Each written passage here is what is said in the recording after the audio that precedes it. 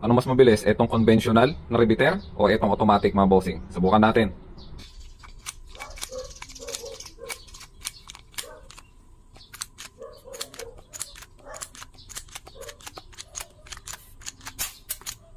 Napakatagal.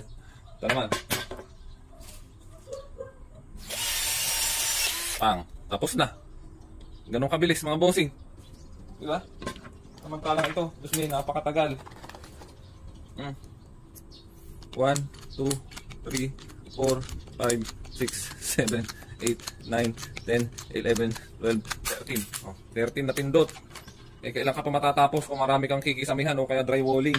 Mapapagod ka pa kapit pindot-pindot na gano'n mga bossing. Eh, ito, napakabilis lang.